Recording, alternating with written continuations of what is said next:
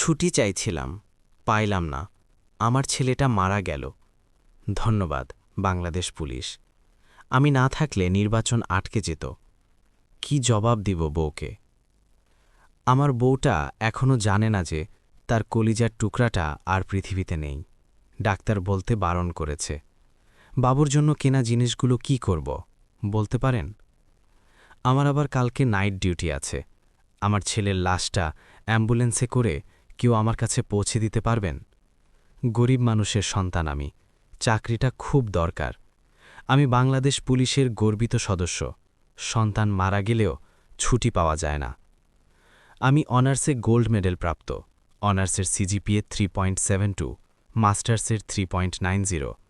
প্রয়োজনে প্রচণ্ড পরিশ্রম করতে পারি। প্রশাসনিক কাজে 10 বছরের অভিজ্ঞতা। কারো সন্ধানে কি একটা চাকরি হবে?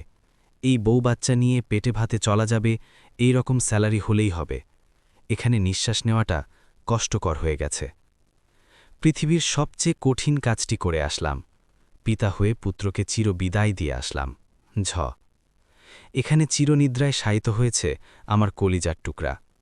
ওকে যখন বুকে জড়িয়ে ধরলাম, কোনোভাবেই মানতে পারছিলাম না যে সে আমাকে বাবা ডাকবে না। পিতার কাঁধে সন্তানের লাশের যে কি ভার যারা বহন করেছেন কেবল তারাই জানেন। আল্লাহ তাআলা যেন আমার বাবাটাকে জান্নাতুল ফেরদৌস দান করেন।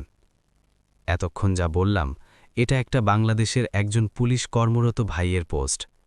আমরা এই কোন দেশে বাস করি? ছেলের লাশ দেখার মতো ভাগ্য দেশে থেকেও হয় না।